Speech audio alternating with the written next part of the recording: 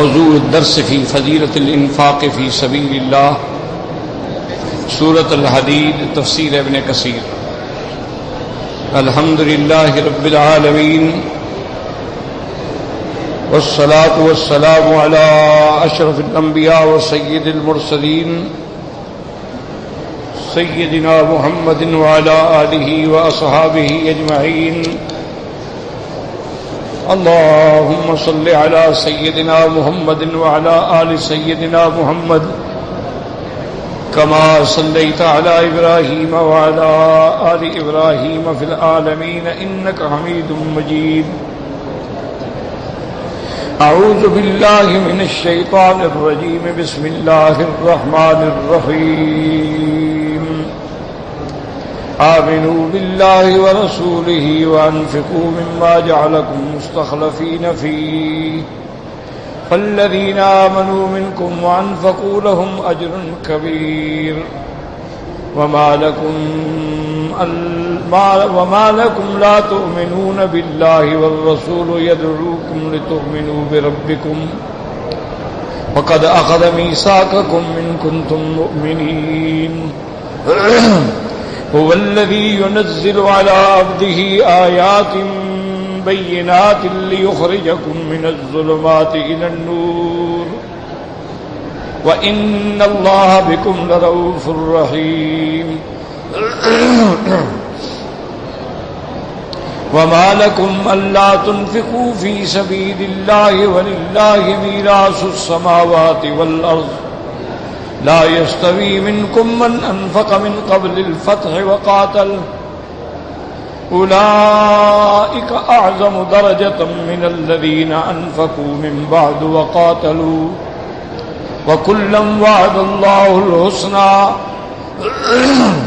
والله بما تعملون خبير۔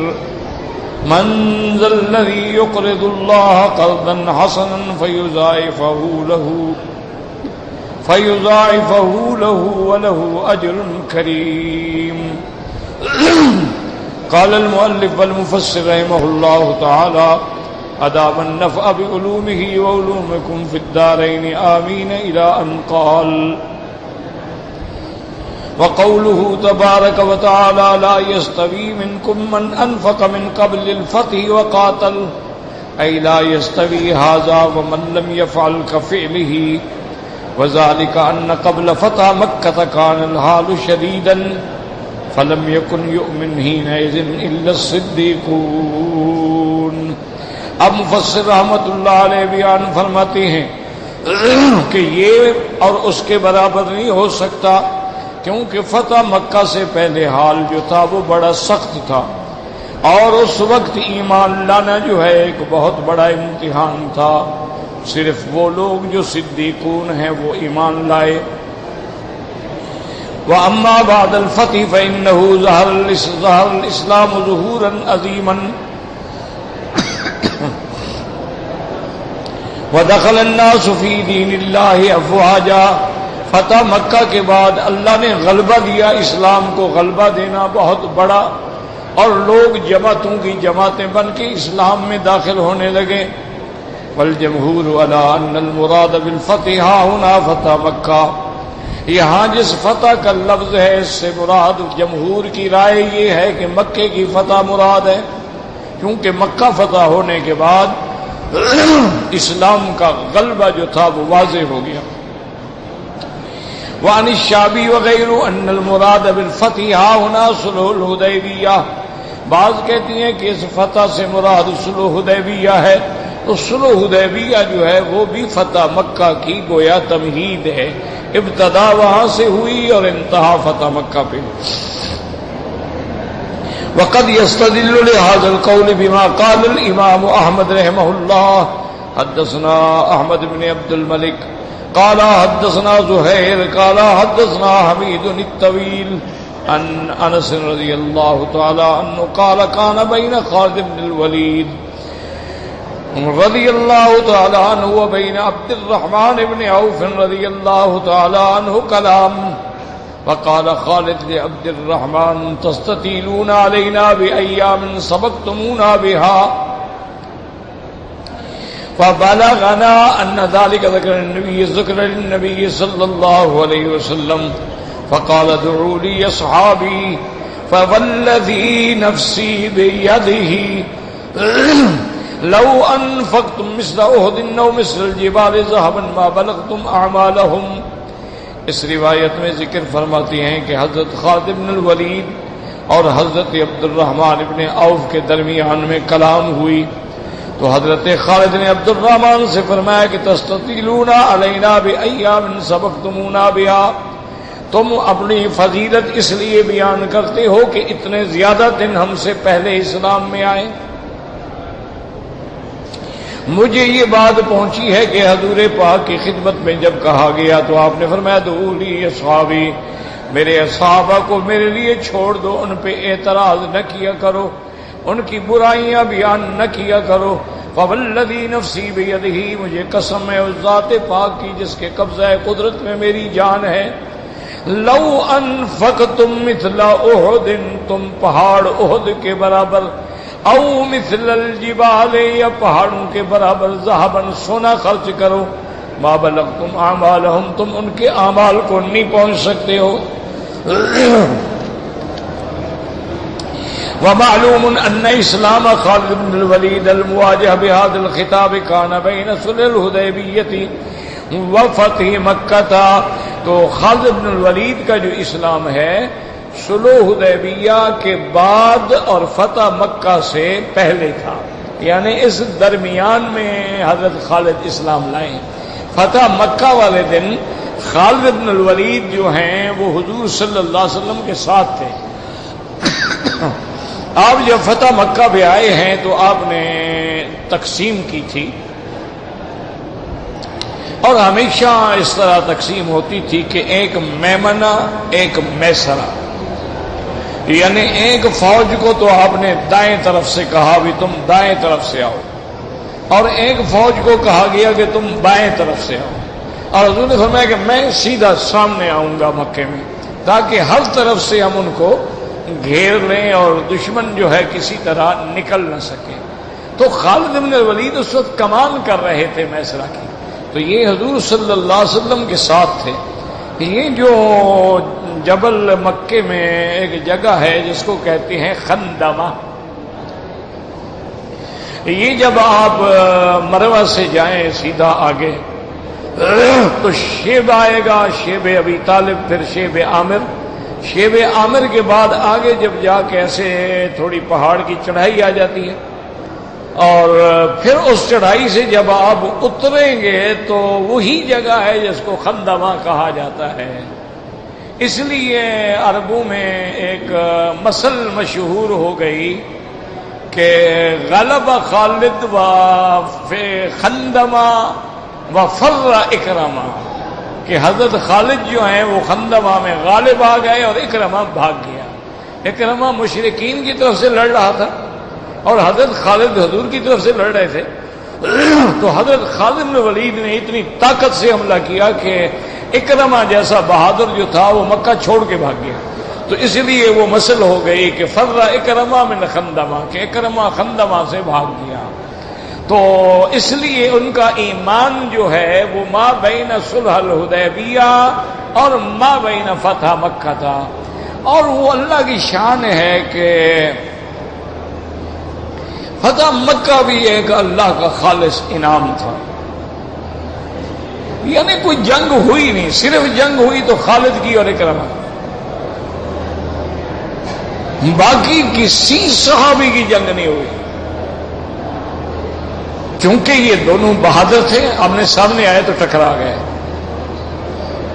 اور کچھ چند ایک آدمی مارے گئے، کوئی اتنی بڑی لڑائی نہیں ہوئی. کیونکہ رحمت دو جہاں کے جو جذبات تھے وہ تاریخ شاہد ہے. حضور صلی اللہ علیہ وسلم نے صحابہ کو اعلان فرما دیا، اور صحابہ اتنے جوش میں تھے، صحابہ اتنے جوش میں تھے کہ تاریخ کہتی ہے کہ ایسا جوش ہم نے پہلے کبھی نہیں دیکھا کیوں اسی مکے میں ان پر ظلم ہوئے، ظلم کے پہاڑ توڑے گئے، یہاں سے نکالا گیا، ان کے گھر چھینے گئے، ان کو بے وطن کیا گیا، ان کے بچے دور کر دیے گئے، تو وہ تو ایک جذبے میں آ رہے تھے۔ اور قریش جو ہیں اپنا صحابہ کی زبان پہ ایک ہی نعرہ تھا کہ لا قریش بعد الیوم، آج کے بعد قریش کہیں کہ ایک بچہ قتل کر دو، کسی کو نہ چھوڑو۔ صحیح بات ہے، دکھے ہوئے تھے۔ اور اللہ کی شان دیکھیں، جب رحمت دو عالم نے ہجرت کی تو کل صحابہ 82 تھے، پھر حضور صلی اللہ علیہ وسلم بدر میں آئے تو 313 تھے، پھر حضور صلی اللہ علیہ وسلم عمرے کے لیے جب حدیبیہ پہنچے تو 1500 تھے، اور حدیبیہ کے بعد جب فتح مکہ کے لیے آئے تو 10,000 کا لشکر حضور کے ساتھ۔ اسلام بڑھتا گیا بڑھتا گیا بڑھتا گیا۔ وہ جیسے کوئی کہتا ہے نا کہ میں اکیلا چلا تھا جانب منزل، مگر لوگ یوں ملتے گئے اور کارواں بنتا گیا۔ تو آج 10,000 صحابہ کا لشکر جرار تھا۔ تو حضور صلی اللہ علیہ وسلم کو یہ بات پہنچی کہ صحابہ تو اتنے جوش میں ہیں، وہ تو باقاعدہ کہہ رہے ہیں ایک دوسرے کو کہ بھائی کسی قریشی کو نہیں چھوڑنا، لا قریش بعد الیوم، مٹا دو ان کو۔ آج ہی تو اللہ نے ہمیں موقع دیا ہے نا، جو 1,000 لے کے آئے تھے، آج ہم 10,000 لے کے آ رہے ہیں۔ سرکار دو جہاں کو خبر ملی تو آپ نے فرمایا صحابہ کو ٹھہر جاؤ۔ آپ نے فرمایا ایک بات یاد رکھو، اسلام کبھی ذاتی بدلہ لینے کے لیے جنگ نہیں کرتا، اسلام کبھی جائیداد کے لیے جنگ نہیں کرتا، اسلام کبھی اقتدار کے لیے جنگ نہیں کرتا۔ اسلام میں جو جہاد ہے یہی تو فرق ہے کہ لوگ جنگ کرتے ہیں اپنے اقتدار کے لیے، ملک کے لیے۔ اسلام کا جہاد ہے اعلاء کلمت اللہ کے لیے کہ اللہ کا کلمہ بلند ہو جائے۔ تو آپ نے اعلان فرمایا، آپ نے فرمایا من دخل الحرم فهو آمن، اور فرمایا صحابہ سن لو، من دخل المسجد الحرام فله امان، جو آدمی دوڑ کے مسجد الحرام میں چلا جائے امان، اس کو کچھ نہیں کہنا۔ من دخل دار ابی سفیان فلہ امان، ابو سفیان اسی دن مکہ کی فتح میں، فتح سے پہلے حضرت عثمان لے کے آئے اور مسلمان ہو گئے۔ تو حضرت عثمان نے عرض کیا کہ یا رسول اللہ، ابو سفیان آپ کا چچا بھی ہے اور مکے کا سردار بھی ہے، اس کو بھی تھوڑی عزت دے دیں، یہ بڑے لوگ ہیں، عزت مانگتے ہیں۔ تو حضرت میں من دخل دار ابی سفیان فلہ امان، جو ابو سفیان کی حویلی میں چلا جائے اس کو بھی امان۔ اور آپ نے فرمایا من القی السلاح فلہ امان، جو اپنا ہتھیار پھینک دے اس کو بھی امان۔ من اغلق بابہ فلہ امان، جو گھر کا دروازہ بند کر دے اس کو بھی امان، عورت کو بھی امان، بوڑھے کو بھی امان، بچے کو بھی امان۔ صحابہ کہتے ہیں امان امان ہو گئی، پھر لڑائی کس بات کی تھی؟ ہر سب کو تو حضور نے امان دے دی، صرف گستاخ رسول تھے۔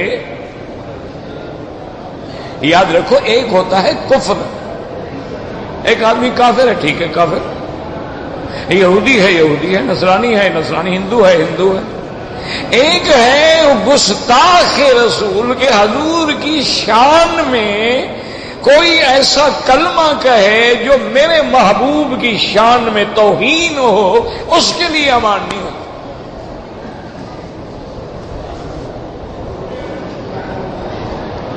اسی لیے حضور پاک نے فرمایا تھا کہ عقبۃ ابن ابی معیط اور فلاں فلاں کافر جو ہیں، وَلَوْ تَحْتَ أَسْتَارِ الْكَعْبَةِ، اگر وہ کعبے کے غلاف کے اندر بھی چل جائیں ان کو قتل کر دو، یہ گستاخ نبی ہے۔ تو حضور کی شان میں گستاخ کو کبھی معافی نہیں ملتی. اور اس موضوع پہ سب سے اچھی کتاب جو ہے، جن کو تم وہابی کہتے ہو نا، وہابی اور نجدی اور حضور کو نہیں مانتے، اللہ معاف کرے، سب سے عظیم کتاب جو ہے وہ شیخ الاسلام ابن تیمیہ رحمہ اللہ نے لکھی ہے، الصارم المسلول فی شاتم الرسول. انہوں نے فرمایا جس نے حضور کی شان میں گستاخی کی ہے اس کی سزا قتل ہے، اس کی توبہ بھی قبول نہیں، وہ زندیق ہے.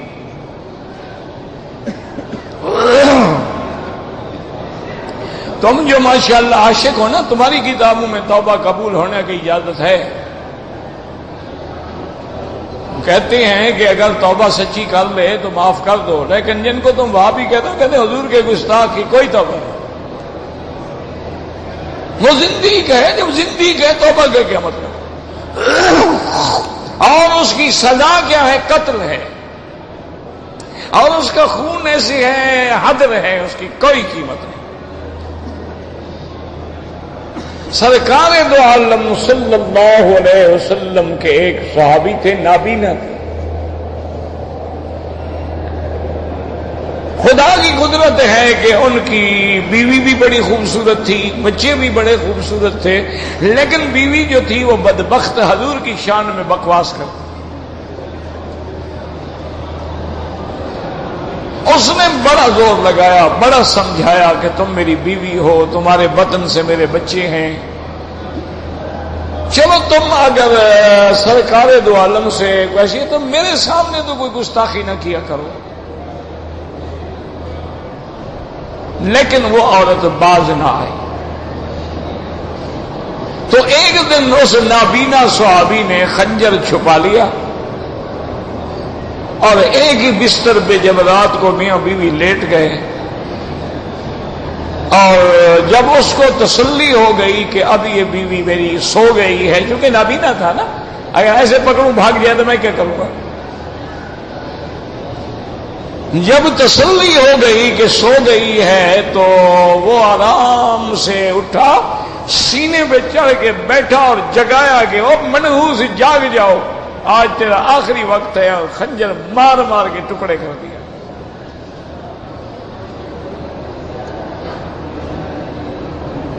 اور اس کے بعد اسی خنجر کے ساتھ لکڑی ٹیکتا ٹیکتا حضور کی خدمت میں پہنچ گیا. یہ کیا ہے؟ میں کہا حضور میں نے بیوی کو قتل کر دیا. ہاں کیوں قتل کر دیا حضور؟ اس نے کہا آپ نہیں دیکھے ہیں میرے بچے، آپ دیکھیں، میں تو نابینا ہوں لیکن لوگ بتاتے ہیں ماشاءاللہ موتیوں کی طرح موتی ہے میرے بچے، لیکن میں جب وہ آپ کے شان میں گستاخی کر دی میں برداشت نہیں کر سکا، میں نے مار دیا. میری گردن حاضر ہے، بس ٹھیک. میں نے چونکہ قتل کیا ہے اور قصاص ہے تو لہذا میری گردن حاضر ہے.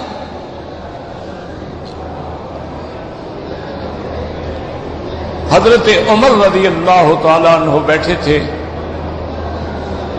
انہوں نے کہا کہ یا رسول اللہ صلی اللہ علیہ وسلم، واللہ ایسے بندے کی کوئی سزا نہ دیں، یہ عاشق رسول ہے، اس کو سزا نہ دیں. حضور نے فرمایا یہ تو اللہ کا حکم ہے، وَلَكُمْ فِي الْقِصَاصِ حَيَاتٌ، قتل کا تو قتل ہوگا. حضرت نے کہا کہ واللہ یا رسول اللہ، مجھے اللہ کی قسم ہے اللہ اس کی گردن نہیں مارنے دیں گے آپ.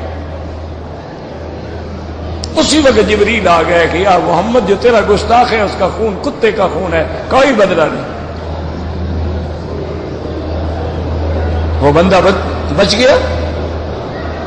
تو اگر آپ نے پڑھنا ہے نا، عشق زبانی کلامی نہیں ہوتے، آپ اس کتاب کو پڑھیں تو آپ کی آنکھیں کھل جائیں گی کہ یہ لوگ کتنے عاشق رسول ہیں. ہاں یہ بات ٹھیک ہے، تمہاری طرح نہ یہ عرس کرتے ہیں، نہ یہ میلاد کرتے ہیں، نہ رجبی کرتے ہیں، نہ معراج مناتے ہیں، نہ قوالیاں کرتے ہیں. یہ تو سمجھتے ہیں کہ عشق رسول کا معنی یہ ہے کہ جو حضور نے فرمایا اس پہ جان دے.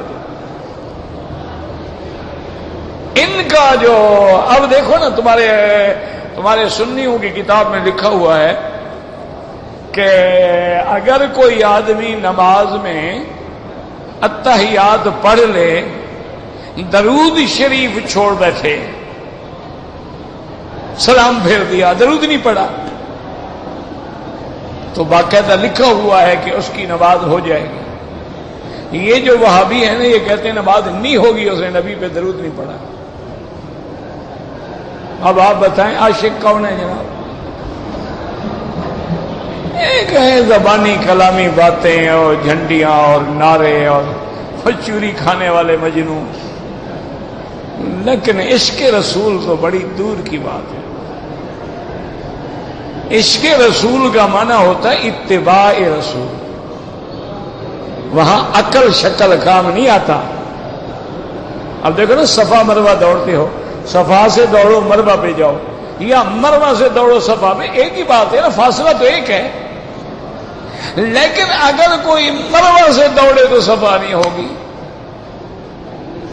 کیونکہ حکم خدا اور عمل رسول جو ہے وہ صفا سے شروع کرے اور مروہ پہ ختم کرے۔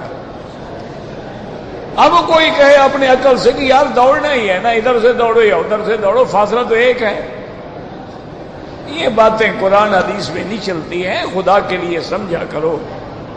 یہ لوگ جتنے بھی ہیں الحمدللہ، علماء نجد ہیں، علماء حجاز ہیں، علماء مکہ ہیں، علماء مدینہ ہیں، علماء دیوبند ہیں، علماء سہارنپور ہیں، علماء ندوہ ہیں، علماء تبلیغ ہیں، یہ سب پکے عاشق رسول ہیں، یہ زبانی کلامی عاشق نہیں ہے۔ بلا وجہ اپنے دلوں کو صاف رکھا۔ دیکھا نہیں، ایک مسواک ان کے جیب میں ہوتا ہے، نماز کے وقت بھی نہیں چھوڑتے، جو نبی کی سنت مسواک نہیں چھوڑتے وہ نبی کے مخالف ہو سکتے ہیں۔ اور ہمارے بھی لوگ ہیں ماشاءاللہ، حرم میں آ کر بھی نماز نہیں پڑھتے، وہاں بھی ہیں جی نماز ہوتی نہیں۔ چلو جی، خدا کرے تیری کہیں بھی نہ ہو، اگر مکے مدینے میں نہیں ہوتی نا انشاءاللہ پھر کہیں نہیں ہوتی۔ اللہ سے دعا کرو اللہ ہدایت دے، ہم تو ان کے بھی مخالف نہیں ہیں، سچی بات ہے، ہم تو ان کے لیے بھی دعا کرتے ہیں، اللہ ان کو ہدایت عطا فرمائے، اللہ ان کو صحیح راستہ نصیب فرمائے۔ وہ بھی عاشق رسول ہیں بیچارے، لیکن پٹڑی غلط ہے۔ آپ مدینے کی سڑک پہ نہ جائیں، آپ جدے کی سڑک لے لیں، رولز رائس کار بھی دوڑاتے رہیں، مدینہ تو نہیں آئے گا۔ تو جب تک تم سنت کی پٹڑی پہ نہیں آؤ گے، نہ عشق ہوگا، نہ کمال ہوگا، نہ اتباع ہوگی، نہ اطاعت۔ اللہ ان کو بھی نصیب کرے، اللہ ہمیں بھی نصیب کرے، اور جو بیچارے جہالت کی وجہ سے بدعات میں مبتلا ہیں، اللہ ان کو بدعات سے نجات دے اور صحیح معنوں میں حضور کا عاشق بنائے صلی اللہ علیہ وسلم۔ اس لیے اب فرماتے ہیں کہ جی وکانت هذه المشاجرة بينهما في بني جذيمة الذي بعث إليهم رسول الله خالد الوليد بعد الفتح، اور یہ بات اس وقت ہوئی تھی جب بنی جذیمہ کی طرف حضور نے آپ کو بھیجا تھا۔ فجعلوا يقولون سبعنا سبعنا فلم يحسنوا يقولوا اسلمنا، فأمر خالد بقتلهم وقتل من أسر منهم، فخالفوا عبد الرحمن بن عوف وعبد الله بن عمر وغيرهما، فاختصم خالد الرحمن بسبب ذلك والذي في الصحيح عن رسول الله صلى الله عليه وسلم انه قال لا تسبوا اصحابي فوالذي نفسي بيده لو انفق احدكم مثل احد ذهبا ما بلغ مد احدهم ولا نصيبه۔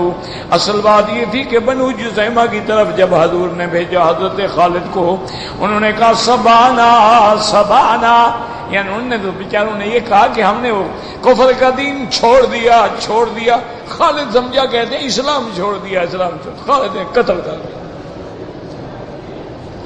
اس بات پہ جھگڑا ہوا، عبد الرحمن ابن عوف نے اور حضرت عبداللہ ابن عمر نے مخالفت کی کہ خالد یہ تم نے کیا کیا؟ حضور کو پتہ لگا تو حضور نے بھی فرمایا اللہم انی ابرأ الیک مما صنع خالد، جو کچھ خالد سے کیا اللہ میں بری ہوں، میں نے نہیں کہا تھا کہ ایسا کرو۔ تو خالد نے بھی کہا کہ حضرت انہوں نے یہ کہا مجھے غلطی ہو گئی، میں نے اجتہاداً خطا کی ہے، عمدن تو قتل نہیں کیا ہے میں نے۔ تو پھر حضور نے فرمایا کہ بہرحال جھگڑا کرنے پر خبردار میرے صحابہ کی شان میں کوئی بات نہ کیا کرو۔ لو انفق احدکم مثل احد ذهبا ما بلغ مد احدهم ولا نصيفه، اگر تم احد پہاڑ کے برابر سونا خرچ کرو اور میرا صحابی ایک مٹھی کے برابر جو خرچ کرے تم اس کی مقابلہ نہیں کر سکتے ہو۔ رواه ابن جرير بن ابي حاتم حديث انس بن وهب اخبرنا هشام بن سعد بن زيد بن اسلم ان عطاء بن يسار النبي سعيد الخدري رضي الله تعالى عنه انه قال خرجنا مع رسول الله صلى الله عليه وسلم عام الحدیبیہ. حضرت ابی سعید کہتے ہیں کہ حدیبیہ والے سال ہم حضور کے ساتھ نکلے.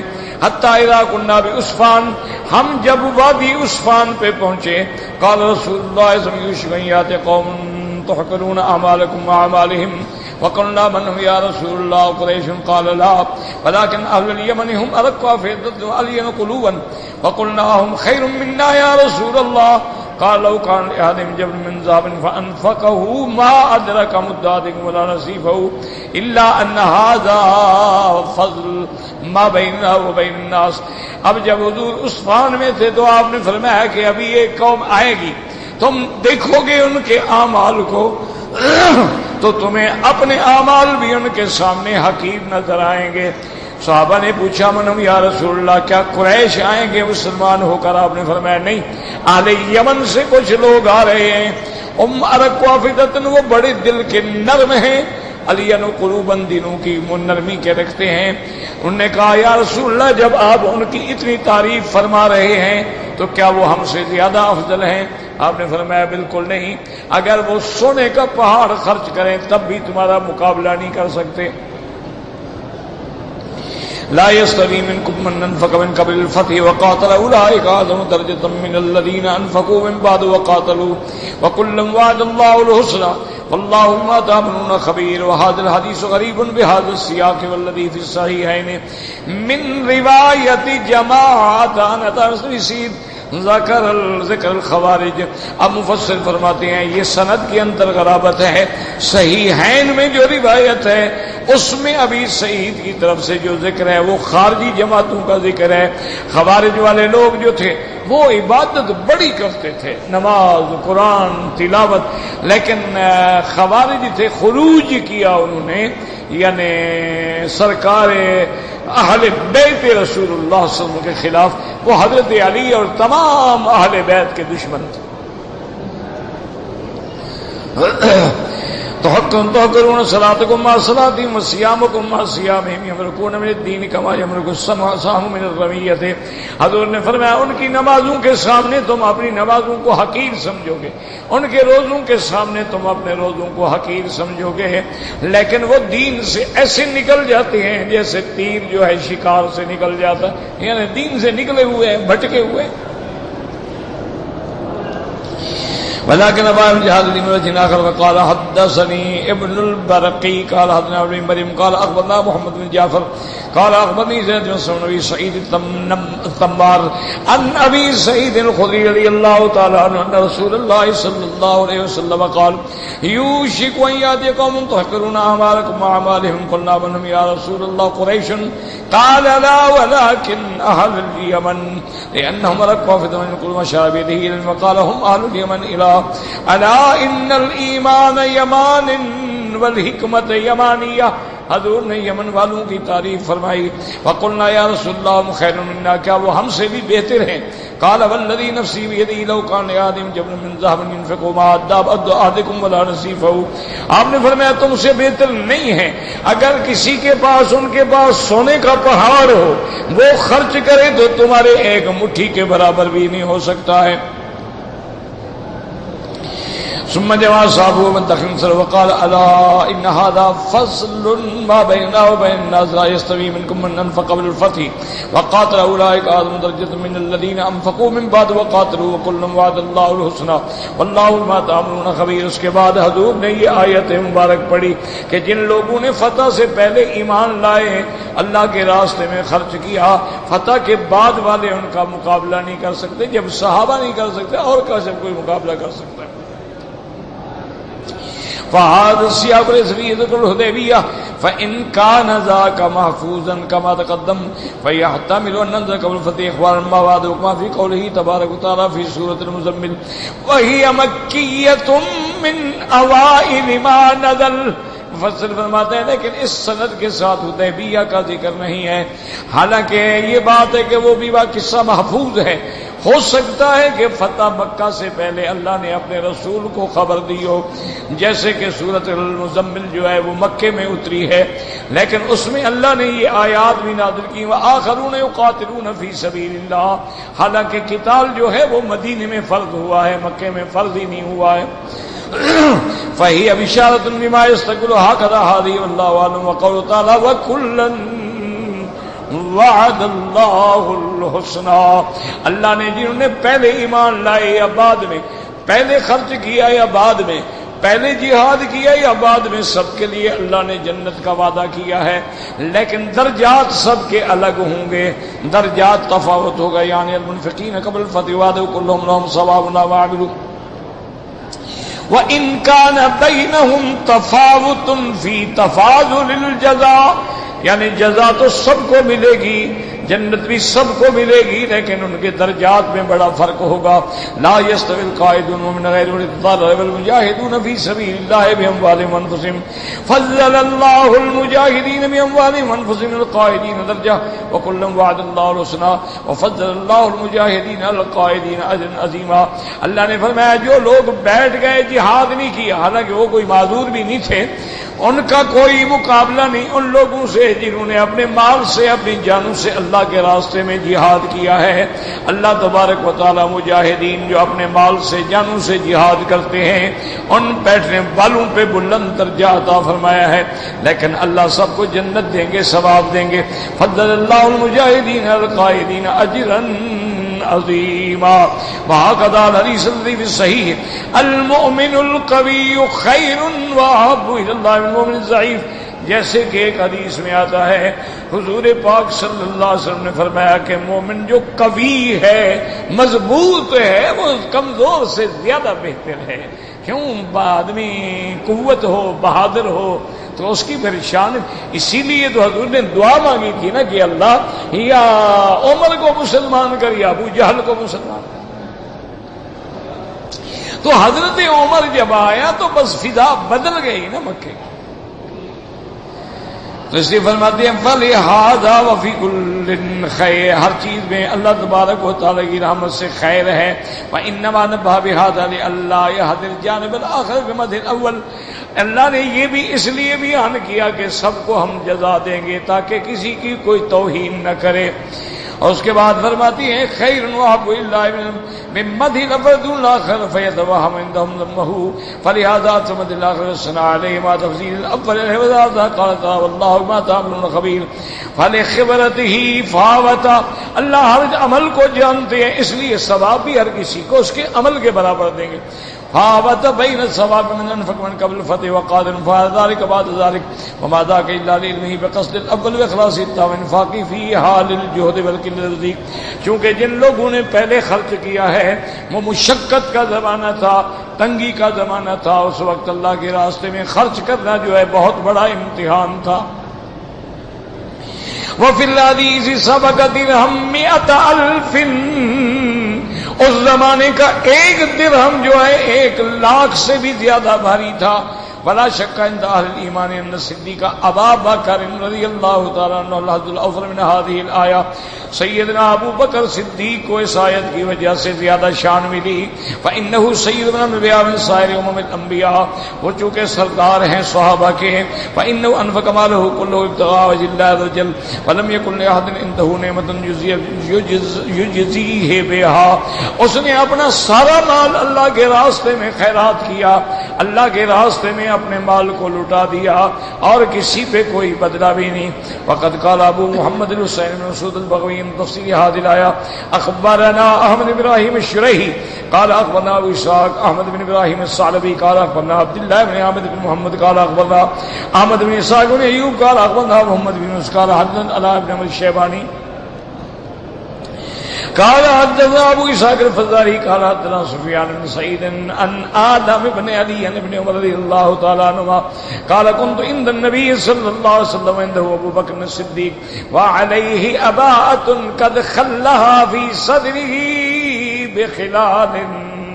حضرت ابن عمر رضی اللہ تعالیٰ عنہ فرماتے ہیں ہم حضور کی خدمت میں بیٹھے تھے، حضرت صدیق بھی بیٹھے ہوئے تھے، انہوں نے جو اپنے اوپر کپڑا لیا تھا اس کو کانٹے کے ساتھ جوڑا ہوا تھا۔ فقال انفق ماله فنزل جبريل، حضرت جبریل ہے، فقال ما لي ارى ابا بکر علیہ اباءۃ قد خلها فی صدره بخلال، جبریل نے آ کے حضور کی خدمت میں عرض کیا کہ یا رسول اللہ ابو بکر کا یہ حال ہو گیا کہ اب اس کو ٹانکا لگانے کے لیے بٹن بھی نہیں مل سکتا ہے، کانٹے لگا کے بیٹھے ہوئے۔ آپ نے فرمایا انفق مالہ علیہ قبل الفتح کہ حضرت ابو بکر نے تو فتح مکہ سے بھی پہلے اپنا سارا مال جو تھا لٹا دیا مجھ پہ۔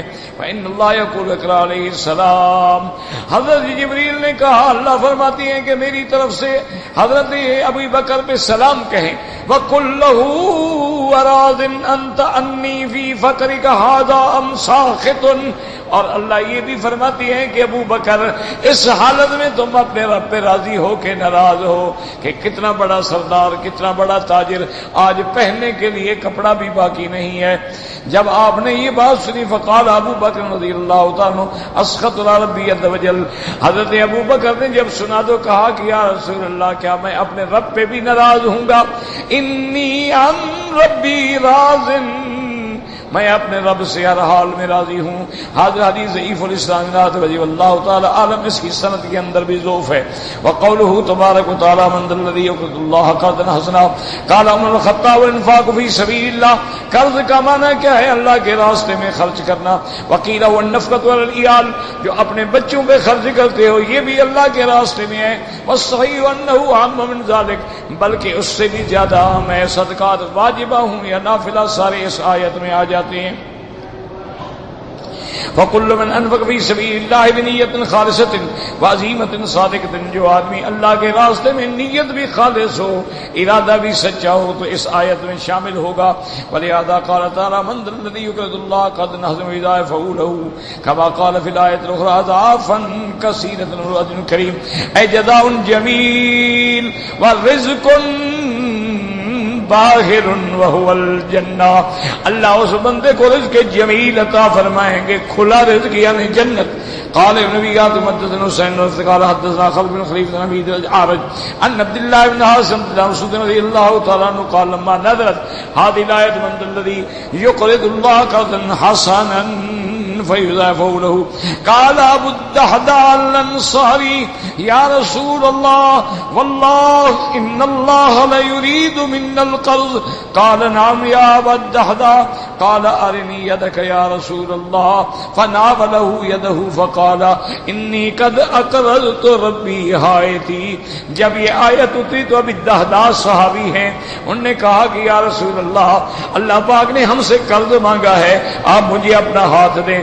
حضور نے ہاتھ دیا تو اسے ہاتھ پکڑ کے حضور کو گواہ بنایا کہ یا رسول اللہ گواہ ہو جائے، میرا جو باغ ہے میں نے اللہ کے راستے میں دے دیا۔ وَلَهُ حَائِطٌ فِي 600 نَخْلَةٍ، ان کا باغ تھا اس زمانے میں، اس میں 600 کھجوروں کے درخت تھے۔ وَأُمُّ الدَّحْدَاءِ فِيهِ وَعِيَالُهَا، اور اس کی وہاں عائلہ جو تھا وہ بھی سارے اس باغ میں تھے۔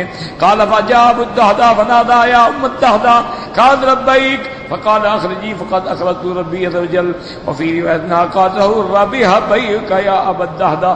آپ جب آئے ہیں یہ دیکھیں یہ ایمان ہے، اپنے باغ کے باہر کھڑے ہو گئے، وہیں سے بلایا اور دحداء کی امی باہر نکلو بچوں کو لے کے آؤ۔ انہوں نے کیا بات؟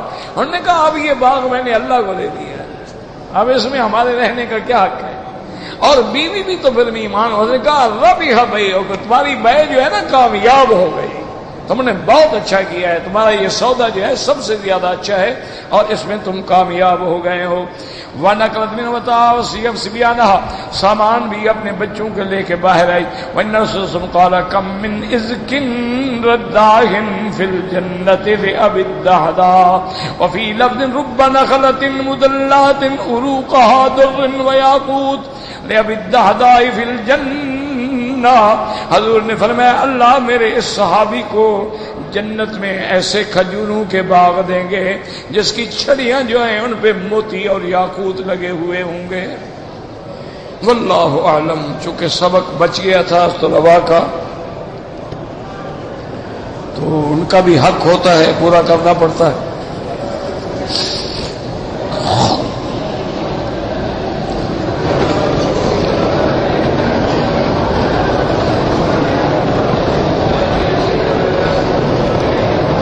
کہتے ہیں جی کہ کوئی آدمی اگر 100 میل کی سپیڈ کی اجازت ہے اور وہ 200 میل پہ گاڑی چلا رہا ہے، حادثہ ہو گیا، مر گیا، یہ خودکشی نہیں ہے، خلاف ورزی ہے ایک نظام کی۔ خودکشی تو حرام موت ہے، پھر تو ساری زندگی یعنی آخرت بھی برباد ہو گئی۔ اس نے ایک نظام دنیاوی کو توڑا ہے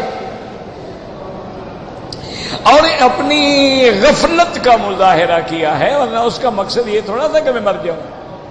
خودکشی تو وہ ہوتی ہے نا جیسے لوگ کھڑے ہو کے دریا میں چھلانگ لگا دیتے ہیں، کھڑے ہو کے آگ میں کود جاتے ہیں، ٹرین کے نیچے آگے سو جاتے ہیں، تیز رفتار گاڑی کے آگے لیٹ جاتے ہیں۔ یہ تو خودکشی نہیں، بچے ہیں، جوان ہوتے ہیں، گاڑیاں اچھی ہوتی ہیں، دوڑنے والی ہوتی ہیں، تو شوق میں آ کے بیچارے دوڑا لیتے ہیں۔ اللہ محفوظ رکھے، اللہ ہر مسلمان کی حفاظت فرمائے۔ تو ورنہ یہ میں ایک دفعہ سفر کر رہا تھا، 600 میل کا سفر تھا، اور میری گاڑی جو چلا رہے تھے وہ میرے دوست بھی ہیں، بہت بڑے عالم بھی ہیں۔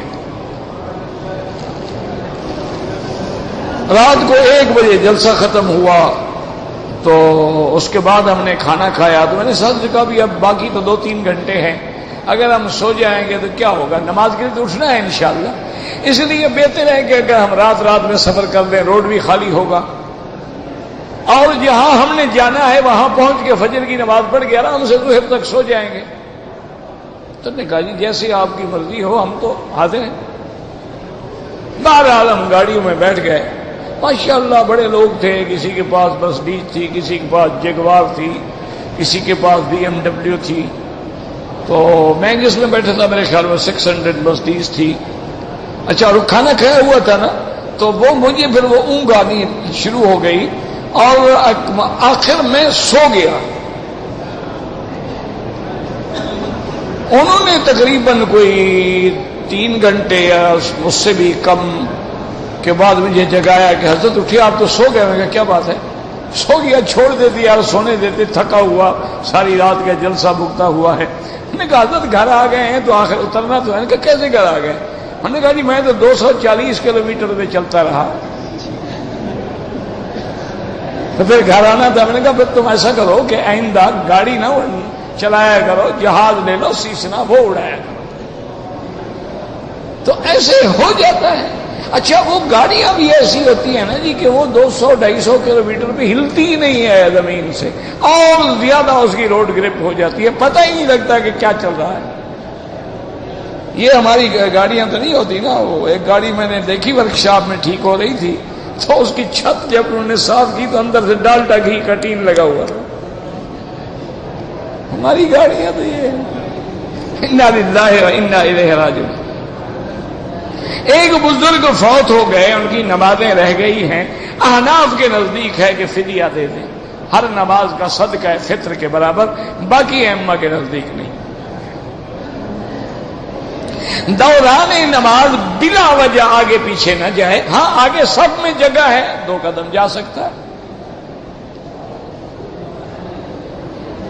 اگر کوئی آدمی عمرے کے لیے آیا ہے تو اس پہ حج فرض ہو گیا؟ نہیں، حج فرض کیوں؟ عمرے کے ویزے کے بعد تمہیں رہنے کی اجازت ہی نہیں ہے تو حج کیسے فرض ہو گیا؟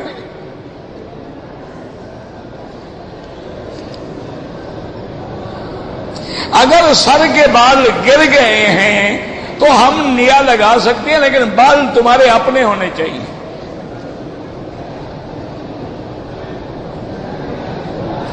عشاء کی نماز کے بعد وتر پڑھتے ہیں، بالکل جائز ہے، کوئی منع نہیں۔ حضور نے فرمایا اگر تہجد میں یقین نہ ہو اٹھنے کا تو وتر پڑھ کے سویا کرو، تاکہ واجب تو نہ رہ جائے، پھر تہجد پڑھیں بعد میں۔ یہ لوگ سمجھتے ہیں کہ وتر پڑھ لیے تو اب تہجد نہیں پڑھنی، یہ نہیں مسئلہ۔ مسئلہ یہ ہے کہ ہم نے تہجد پڑھنی ہے اور وتر بھی پڑھنے ہیں، تو ہم پہلے تہجد پڑھیں گے اور آخر میں وتر پڑھیں گے۔ لیکن اگر ہم وتر عشاء کے بعد پڑھ چکے ہیں، کوئی بات نہیں، 1,00,000 دفعہ تہجد پڑھو۔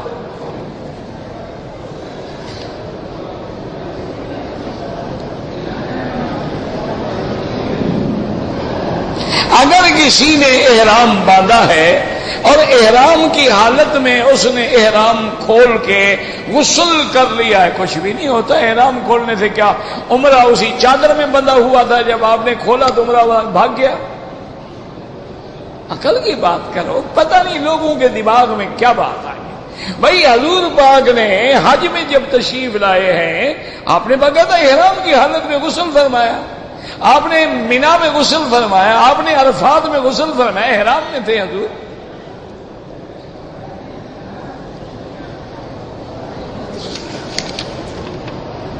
زکوٰۃ جو ہے نا میرے بھائی، اگر تو ہے سونا تو 7.25 تولے سونا، یا کچھ چاندی ہے کچھ سونا ہے تو 52 تولے چاندی کی قیمت بن جائے، کچھ پیسہ ہے کچھ سونا ہے، جب اتنی مالیت بن جائے زکوٰۃ شروع ہو گئی، یعنی اب سارے مال کی زکوٰۃ دو گے، یہ نہیں کہ 7.25 تولے کی دو گے۔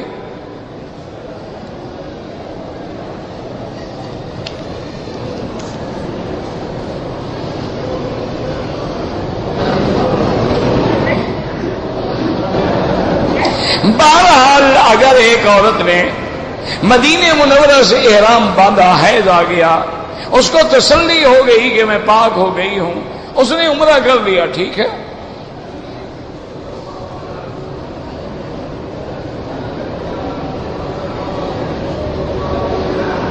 میرا بھائی بہرحال عورتوں کو طواف اس وقت کرنا چاہیے جب رش کم، اور اگر پھر باہر دور کریں، بچنے کی کوشش کریں، بغیر ارادے کے کسی بندے کا ہاتھ لگ گیا کچھ، اللہ معاف کریں گے۔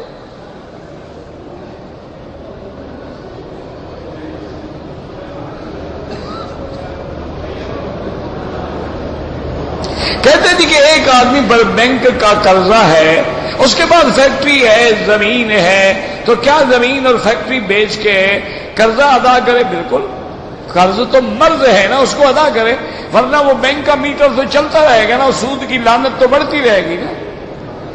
جتنا جلدی ہو جان چھڑاؤ اور آئندہ توبہ کرو۔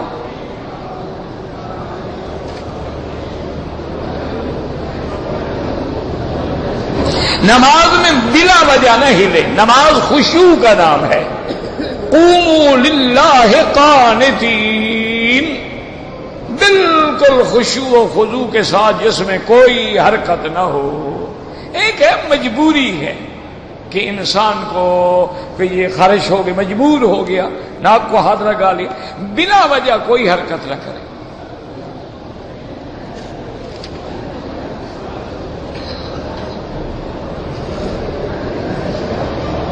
میرا بھائی نمازی کے آگے گزرنا جو ہے وہ ہر جگہ منع ہے۔ مکے میں بھی صرف طواف کرنے والوں کو اجازت ہے کہ وہ اگر آگے ہیں تو کوئی حرج نہیں، ورنہ باقی لوگ بھی نہ گزریں۔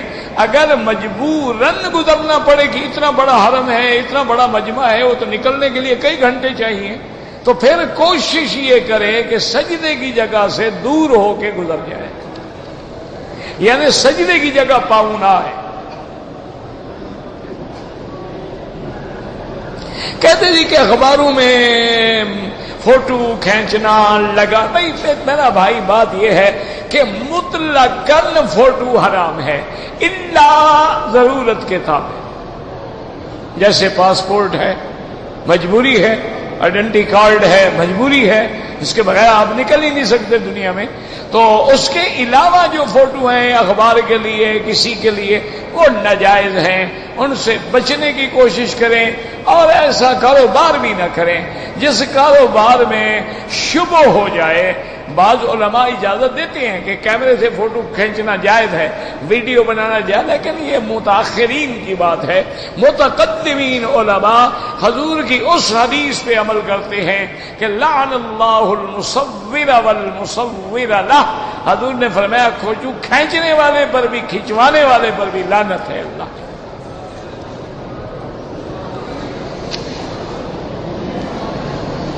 عمرے کے بعد افضل یہ ہے کہ سارے سر پہ استرا پھروائیں، اگر استرا نہ پھروائیں، بال لمبے ہیں مثلا تو جتنے آپ کے بال ہیں مثلا اتنے بڑے لمبے بال ہیں تو چوتھا حصہ جو ہے بالوں کا کٹ جائے سارے سر کا. یہ نہیں کہ ادھر سے 2 بال کاٹ لیے ادھر سے 3 کاٹ لیے وہ دم پڑ جاتی ہے.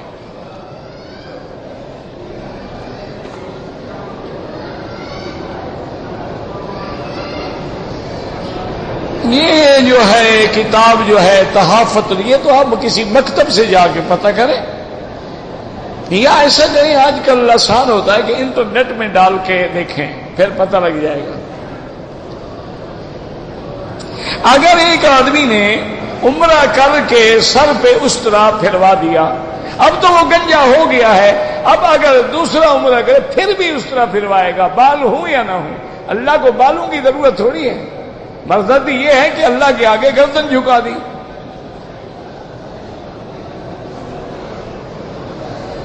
حج افراد میں حج کی بکری واجب نہیں ہوتی. حج تمتع ہو قران ہو تو واجب ہوتی ہے، حج افراد میں نہیں ہوتی. کرنا چاہو تمہاری مرضی ہے، منع بھی نہیں. حج بدل اگر افراد ہے تو قربانی نہیں ہے. اگر حج بدل کرنے والا تمتع کر رہا ہے تو بکری بھی دے گا، لیکن بکری اپنے کھاتے سے دے گا.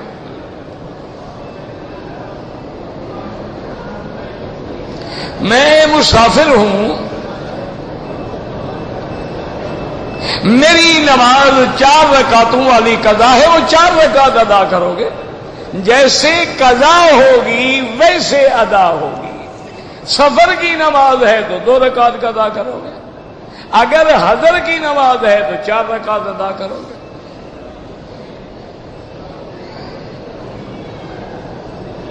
کہتے میری بچی ہے، اس پہ کسی جن کا سایہ ہے. اصل میں سچی بات یہ ہے کہ میں یہ چیزیں نہیں جانتا. ہر چیز کے لیے لوگ ہوتے ہیں خاص، لکل فن رجال، ہر فن کے لیے آدمی ہوتے ہیں. لیکن ایک مجموعی علاج یہ ہے کہ سورۃ البقرہ پڑھی، وہ لڑکی بھی پڑھے، آپ بھی پڑھیں، دم کریں، پانی پہ پلائیں، اللہ پاک رحمت فرمائیں گے. اگر اسلامی بینک ہے اس میں کام کرنا جائز ہے، بالکل جائز ہے.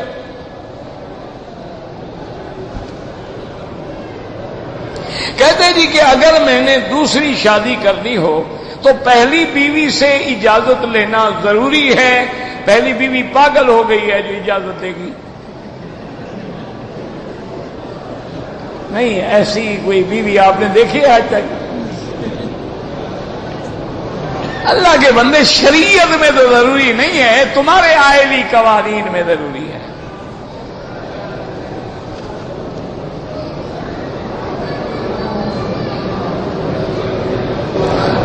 مدینہ منورہ سے ایک عورت نے احرام باندھا، ایام حیض شروع ہو گئے. 2 دن کے بعد تسلی ہوئی کہ بھئی میں پاک ہو گئی ہوں، اس نے عمرہ کر لیا. یہ نہیں ہوتا. جتنی اس کی عادت کتنی دن تھی، ہمیشہ اگر اس کے ایام 5 دن، اس کو 5 دن پورے کرنے تھے، چاہے پاک بھی ہو جائے. اگر اس نے وہ دن پورے نہیں کیے ہیں دم ادا کرے، اس کا معنی ہے اس نے ناپاک طواف کیا.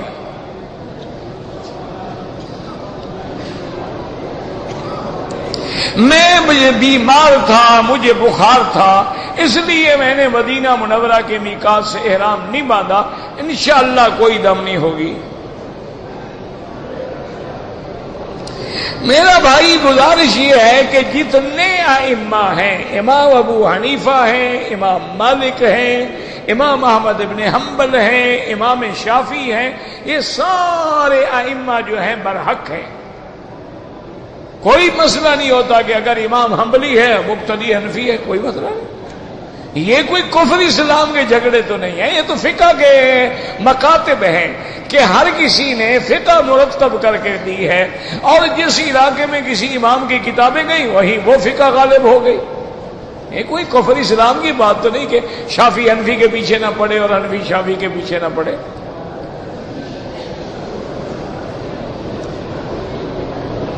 اگر کسی آدمی نے اچانک کسی دوسرے انسان کے شرمگاہ پہ نظر پڑ گئی، وضو نہیں ٹوٹتا ہے.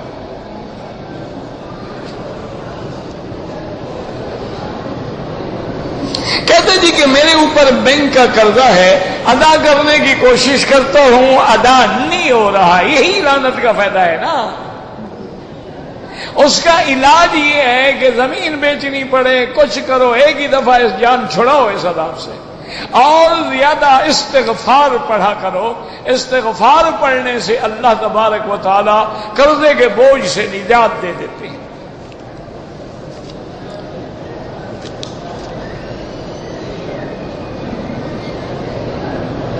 ایک بچی آ گئی، مہینے سے ہے، جب پاک ہو عمرہ کرے۔